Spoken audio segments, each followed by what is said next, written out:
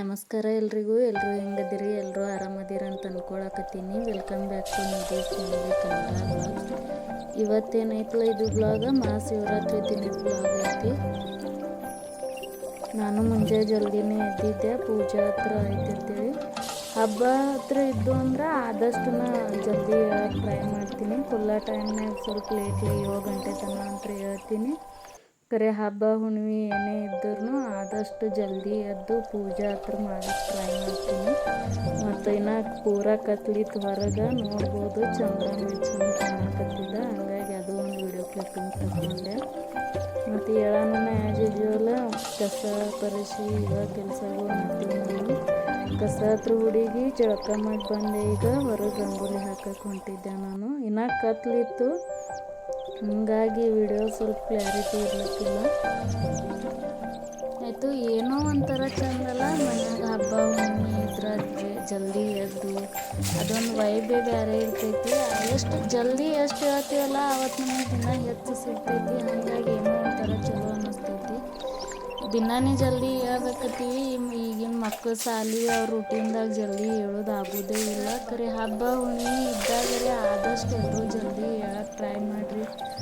ಮಕ್ಕಳಿಗೆ ಹೇಳೋದ್ರಾಗೆ ಅದಷ್ಟು ಪೂಜೆ ಹತ್ರ ಮಾಡ್ಕೊಂಡು ಕಡೆಗಾದ್ವಲ್ಲ ಶಾಂತಾಗೆ ಇರ್ತೈತಿ. ಇಲ್ಲಿ ರಂಗೋಲಿ ಹಾಕಕತ್ತಿದ್ದೆ. ಏನೋ ಒಂಥರ ಚಂದ ಅನ್ನಿಸ್ತೈತಲ್ಲ, ಅದೊಂದು ವೈಬೆ. ಹಬ್ಬ ಹುಣ್ಣಿಮೆ ಇದ್ರೆ ಮನ್ಯಾಗ ಒಂಥರ ಏನೋ ಬೇರೆ. ನಂಗಂತೂ ಹಬ್ಬ ಹುಣ್ಣಿಮೆ ಇದ್ದಾಗ ಜಲ್ದಿ ಹೇಳಕ್ಕೂ ಇಷ್ಟ ಆಗ್ತೈತಿ. ಹಿಂಗೆ ರಂಗೋಲಿ ಇದು ಎಲ್ಲ ಥರ ಹಿಂಗೆ ಮನ್ಯಾಗ ಇದು ಮಾಡಕ್ಕೂ ನಂಗೆ ಭಾಳ ಸೇರ್ತೈತಿ. ಹಾಗಾಗಿ ಹಬ್ಬ ಹುಣ್ಣಿಮೆ ಇದ್ರೆ ಫಿಕ್ಸ್ ಜಲ್ದಿ ಹೇಳ್ತೀನಿ. ಫುಲ್ಲ ಟೈಮ್ನಾಗ ಲೇಟ್ ಮಾಡ್ತೀನಿ. ಆದ್ರೆ ಮತ್ತು ಇಲ್ಲೇನೈತಲ್ಲ ಅಷ್ಟೇ ಸಿಂಪಲ್ ಶಾಂತ ರಂಗೋಲಿ ಹಾಕಕತ್ತಿದ್ದೆ ನಾನು. ಮತ್ತು ನಂಗೇನೈತಲ್ಲ ಹೆಚ್ಚು ಹಿಂಗೆ ಡಿಸೈನ್ ರಂಗೋಲಿಕ್ಕಿಂತ ಚುಕ್ಕಿ ಇಟ್ಟು ಎಲ್ಲ ಥರ ರಂಗೋಲಿಗಳು ಹಾಕ್ತೀನಿ ನಾನು.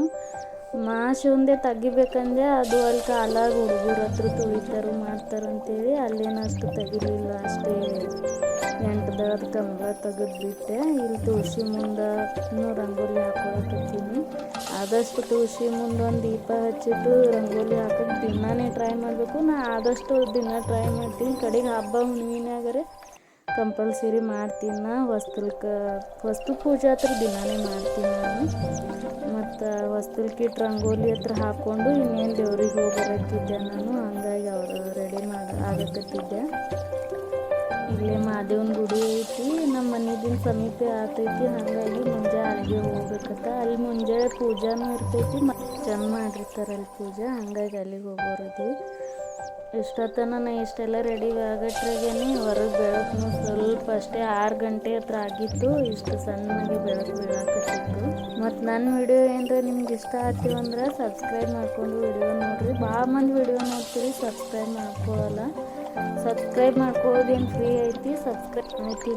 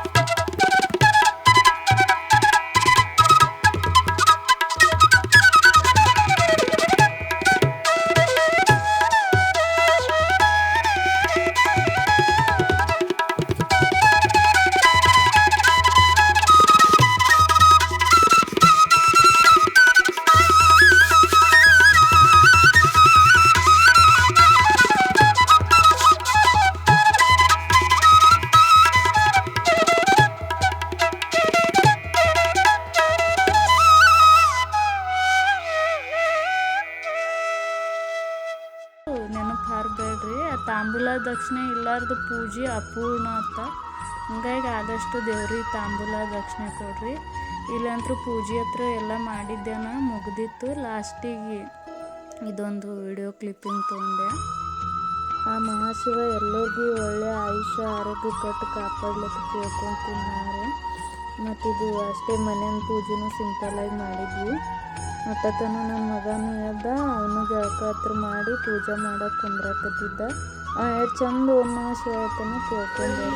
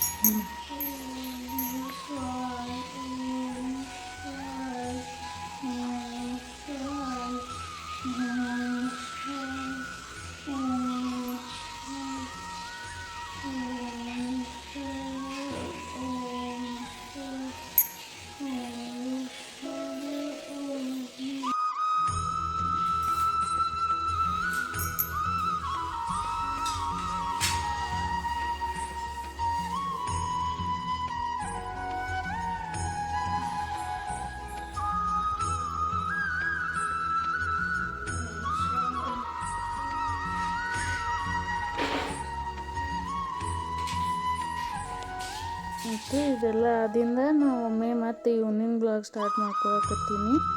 ಇದೇನೈತಲ್ಲ ನಮ್ಮಲ್ಲಿ ಉತ್ತರಾಣಿ ಕಡ್ಡಿ ಅಂತೇಳಿ ಅಂತಾರು. ಅದು ಗಣಪತಿಗೆ ಅಗಾಡಿ ಅಂತೇಳಿ ಏರಿಸ್ತೀವಿ ನೋಡಿ, ಅದ್ರ ಕಡ್ಡಿಗೆ ಇವತ್ತು ನಮ್ಮಲ್ಲಿ ಭಾಳ ಮಹತ್ವ ಇರ್ತದೆ. ಮಹಾಶಿವರಾತ್ರಿ ದಿನ ಅದಕ್ಕೆ ಹತ್ತಿ ಸುತ್ತಿ ಎಣ್ಣೆಗೆ ತೋಯಿಸಿ ಇದು ಮಾಡಿ ಅದು ಹುರಿದೇ ಊದಿನ ಕಡ್ಡಿ ಬದಲಾಗಿ ಇದನ್ನು ಬೆಳಗ್ತಾರೆ ನಮ್ಮಲ್ಲಿ. ಅದ್ರ ಹಿನ್ನೆಲೆ ಯಾಕೆ ಬೆಳಗ್ತಾರಂತ ನಂಗೆ ಗೊತ್ತಿಲ್ಲ. ಖರೆ ಒಟ್ಟು ಕಂಪಲ್ಸರಿ ಈ ಉತ್ತರಾಣಿ ಕಡ್ಡಿಲೇ ನಮ್ಮಲ್ಲಿ ಬೆಳಗ್ತಾರೆ. ಹಾಗಾಗಿ ಇಲ್ಲೇ ನಮ್ಮ ಹೂವಿನ ಗಿಡದಾಗೆ ಅದು ಗಿಡ ಬೆಳೆದಿತ್ತು. ಹಾಗಾಗಿ ತಂದು ಅವು ಬತ್ತಿ ಹತ್ರ ಎಲ್ಲ ಮಾಡಿ ಇಟ್ಕೊಳಕತ್ತಿದ್ದೆ. ಮಾದೇವ್ಗೂ ಮತ್ತು ಸಂಜೆಗೂ ಹೋಗಿ ಬರತ್ತಿದ್ದೆ. ಹಾಗಾಗಿ ಅಲ್ಲಿಗೂ ಆಯಿತು, ಇಲ್ಲಿ ಮನ್ಯಾಗ ಬೆಳಗ್ಗೂ ಆಯ್ತತ್ತೆ. ಜಾಸ್ತಿನೇ ಮಾಡ್ಕೊಂಡಿದ್ದೆ. ಮನುಷ್ಯಾಗ ಎರಡೆರಡು ಅಂದ್ರೂ ಅಷ್ಟು ಮಂದಿಗೆ ಬೆಳಗಕ್ಕೆ ಬೇಕಲ್ಲ. ಹಾಗಾಗಿ ಸ್ವಲ್ಪ ಜಾಸ್ತಿನೇ ಇದು ಮಾಡಾಕತ್ತಿದ್ದೆ.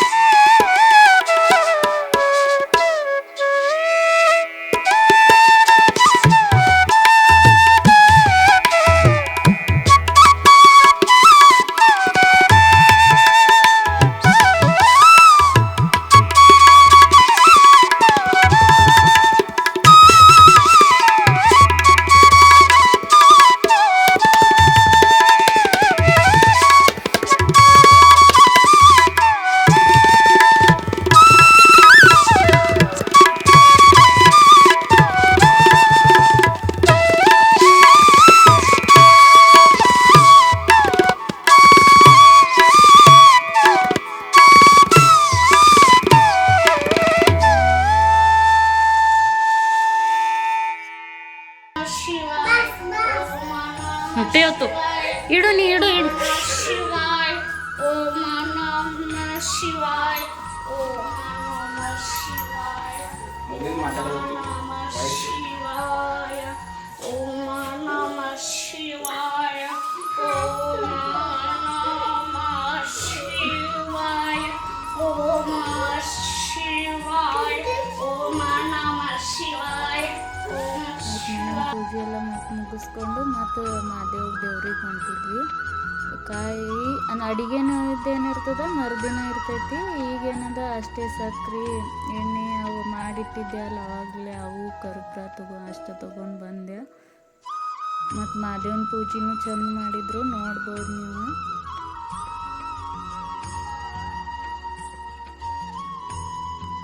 ಮತ್ತು ಅಲ್ಲೇನೂ ಜಾಸ್ತಿ ವಿಡಿಯೋ ಕ್ಲಿಪ್ಪಿಂಗು ತೊಗೊಳಕ್ಕಾಗಲ್ಲ. ಹೊರಗೆ ಹೋಗೋಣ ಏನೋ ಗೊತ್ತಿಲ್ಲ, ಒಂಚೂರು ಅನ್ಕಂಫರ್ಟೇಬಲ್ ಫೀಲ್ ಅನ್ನಿಸ್ತು ವಿಡಿಯೋ ಮಾಡ್ಕೊಳಕ್ಕೆ. ಇನ್ನೂ ಅದು ನಮಗೆ ರೂಢಿ ಇಲ್ಲಲ್ಲ, ಹಾಗಾಗಿ ಅಲ್ಲಿನೂ ಹೋಗಿ ಆ ಉತ್ತರಾಣಿ ಕಡ್ಡಿಯನ್ನು ಒಯ್ದಿದ್ವಲ್ಲ ಅದ್ರ ಪೂಜೆ ಹತ್ರ ಮಾಡಿಕೊಂಡು ಆಯಿತು, ಜಲ್ದಿನೇ ಮನೆಗೆ ಬಂದ್ವಿ.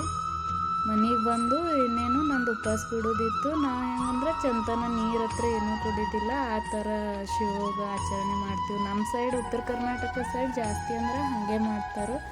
ಹಾಗಾಗಿ ಅಲ್ಲಿ ಹೋಗಿ ಬಂದಿಂದ ಮನೆಗೆ ಬಂದು ಸ್ವಲ್ಪ ಸಕ್ಕರೆ ತಿಂದು ನೀರು ಕುಡಿದು ಉಪವಾಸ ಬಿಡ್ತೀವಿ. ನಿಮ್ಮ ಸೈಡ್ ಹೆಂಗೆ ಆಚರಿಸ್ತೀರಂತ ಕಮೆಂಟ್ ಮಾಡಿ ಹೇಳಿದ್ರಿ, ನನಗೂ ಗೊತ್ತಾಗ್ತದೆ.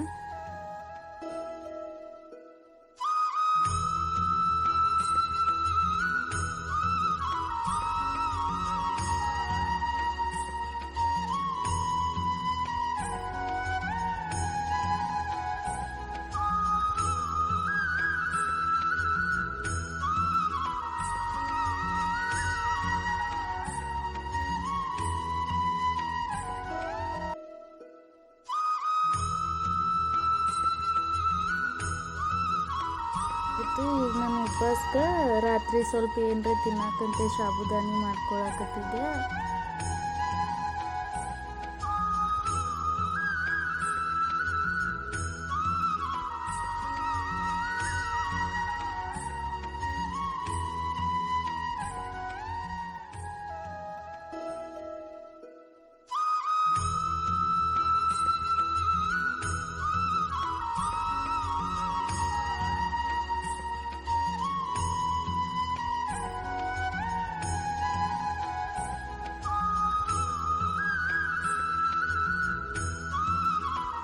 ಮತ್ತು ಈಗ ಸಾಬುದಾನಿ ಮಾಡ್ಕೊಂಡು ನಾನು ಉಪವಾಸಕ್ಕಿಟ್ಟೆ.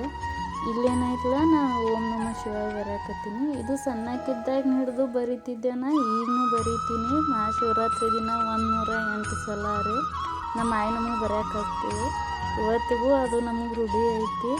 ನೀವು ಯಾರೆಲ್ಲ ಹಿಂಗೆ ಬರಿತೀರಂತ ಕಮೆಂಟ್ ಮಾಡಿರಿ. ಮತ್ತು ಯಾರು ಬರೋಲ್ಲ ಆದಷ್ಟು ಬರೋದು ನೋಡಿರಿ. ಓದೋದಕ್ಕಿಂತ ಬರೆಯೋದ್ರಾಗ ಹೆಚ್ಚು ಪಾಸಿಟಿವಿಟಿ ಐತಿ. ಮತ್ತು ಈ ವಿಡಿಯೋ ಇಷ್ಟ ಆದ್ರೆ ನಿಮ್ಮ ಫ್ರೆಂಡ್ಸ್ ಆ್ಯಂಡ್ ಫ್ಯಾಮಿಲಿ ಜೊತೆ ಶೇರ್ ಮಾಡಿರಿ. ಇನ್ನು ಯಾರೆಲ್ಲ ನನ್ನ ಚಾನಲ್ ಹೊಸದಾಗಿ ನೋಡ್ಲಿಕ್ಕತ್ತೀರಲ್ಲ ಸಬ್ಸ್ಕ್ರೈಬ್ ಮಾಡಿಕೊಂಡು ವಿಡಿಯೋ ನೋಡಿರಿ. ಮತ್ತು ಇದೇ ಥರ ಒಂದು ಒಳ್ಳೆ ವಿಡಿಯೋದೊಳಗೆ ಬರ್ತೀನಂತ. ಅಲ್ಲಿವರೆಗೂ ಬಾಯ್. ಮತ್ತು ನಿಮ್ಗೆ ಯಾವ ಥರ ವಿಡಿಯೋ ಬೇಕು ಆ ಥರ ವಿಡಿಯೋ ಕಮೆಂಟ್ ಮಾಡಿ ಹೇಳ್ರಿ, ಅದೇ ಥರ ವಿಡಿಯೋ ಮಾಡೋಕ್ಕೆ ಟ್ರೈ ಮಾಡ್ತೀನಿ.